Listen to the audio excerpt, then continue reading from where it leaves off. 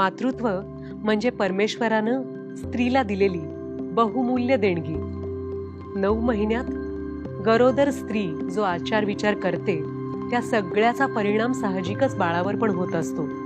म्हणूनच हा 9 महिन्यांचा कालावधी बाळाच्या सर्वांगीण विकासासाठी फार महत्त्वाचा असतो.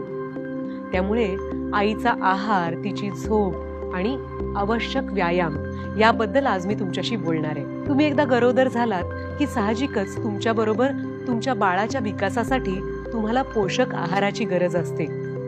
डोहाळे पुरवायला घरची प्रेमाची माणसं असतातच, पण संतुलित आणि पोषक आहारामुळे बाळ निरोगी आणि सुदृढ राहायला मदत होते.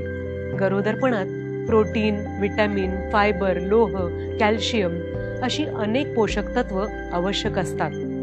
त्या दृष्टीनं आपल्या आहाराचं नियोजन करा. शरीराला आवश्यक लोह, विटॅमिन्स यासाठी आहारात पालेभाज्या आणि फळं, काळे मनुके, गूळ, शेंगदाणा चिक्की या पदार्थांचा समावेश करा. दूध आणि दुग्धजन्य पदार्थ, नाचणी, राजगिऱ्याचे लाडू या पदार्थांमुळे तुमच्या शरीराला प्रोटीन्स आणि कॅल्शियमचा मुबलक प्रमाणात पुरवठा होईल. आपल्या देशाचा झेंडा कसा आहे माहितीये ना, तिरंगा. तसंच आपल्या ताटात आपल्या ध्वजाच्या 3ही रंगाच्या पदार्थांचा समावेश असेल असं ध्येय ठेवा.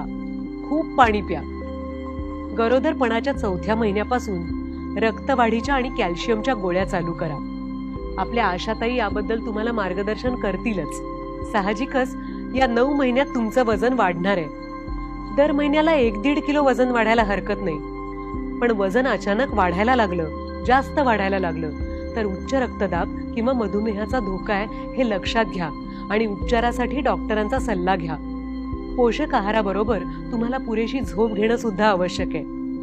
तुमच्या पोटात नवीन जीव असताना तुमचं शरीर आणि मन विविध स्तरावर काम करत असतं. त्यामुळे ताजतवानं फ्रेश राहण्यासाठी तुम्हाला आरामाची गरज असते.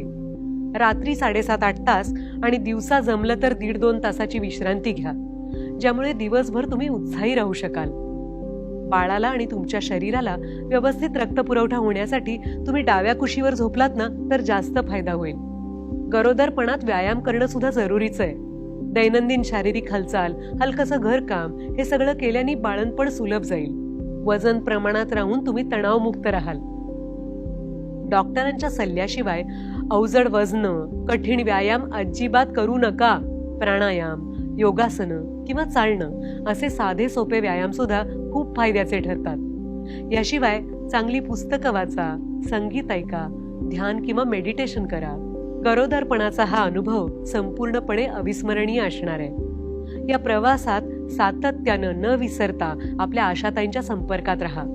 आपण देत असलेल्या नव्या उमेदीनं हा छोटा जीव पोटात वाढतोय आणि त्याची सर्वस्वी जबाबदारी तुमची आहे.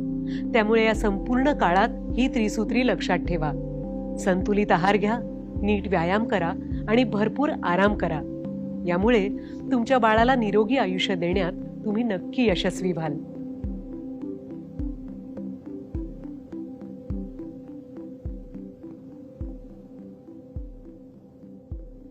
हा व्हिडिओ जास्तीत जास्त लोकांपर्यंत शेअर करा आणि आरोग्याच्या अशाच माहितीसाठी हेल्थ गुरु आय केअरला सबस्क्राईब करा.